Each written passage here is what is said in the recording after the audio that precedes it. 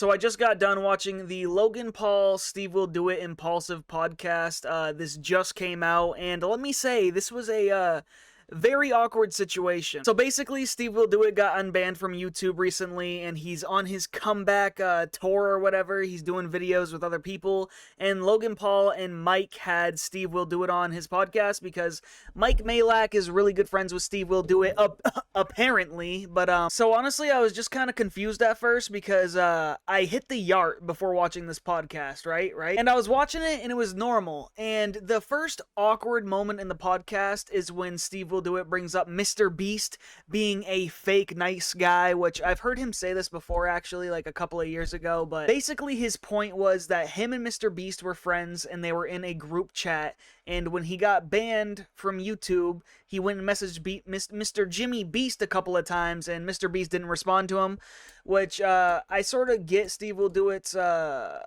I get his side of this because, you know, that's his supposed friend. He's the biggest YouTuber on the platform. Like, in his brain, he's just thinking, hey, yo, like, he probably has some sort of connection and he could, like, talk to somebody for me. Like, something like that, you know what I mean? And this is when Logan Paul, Mr. Logan Forrest, he was defending Jimmy with his heart, which, you know, that's his partner. They have Prime together. Like, this is nothing that I wouldn't expect from Logan Paul to do. And that's also, you know, his friend. So I get both sides of it. And honestly, at first, I didn't think this was that awkward. I just thought it was, you know, a little situation and it was bound to get brought up because I've heard Steve Will Do It talk about this before. And then directly after this, Logan asked Steve something about the Nelk boys, like being friends with them still or whatever. And I had no idea that they weren't friends anymore. But apparently they're not. And that clearly ticked Steve off. Ooh, you ask about my friends that are not my friends anymore? Fuck you. Yeah, no, I really didn't see, like, the beef happening at first, and, you know, it was probably because, you know, I smacked the Benjamin a few times, and, you know, it just, I caught up with it at the end, apparently. But there was a little bit of tension between these two absolute alpha males.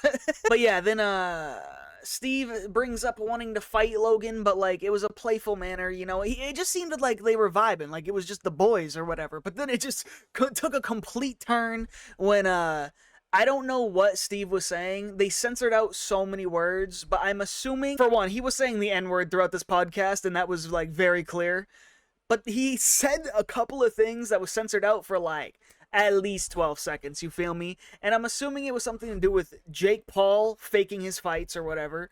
The Suicide Forest moment, or I don't even know, bro. Or he's just smashing a bunch of slurs into one sentence. But, basically, I don't really know how to feel about the situation. Like, from Logan's perspective, Logan was just kind of being a tough guy. Like, he was like, I'm a real tough guy. Hey, I have a line. Don't cross it, bud. If you crossed a line, which you fucking crossed it, we got a problem.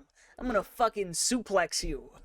I understand Logan being professional or whatever, and he's in the WWE, so, like, he's gotta maintain some sort of, you know, not being canceled on the internet, and clearly Steve is doing the complete opposite of that, but my real problem here is Mike Malak, my boy. Like, they had this weird, awkward encounter, and Steve walks out of the podcast all, you know, dramatically or whatever, and then the next 20 minutes, Logan and Mike just talk shit.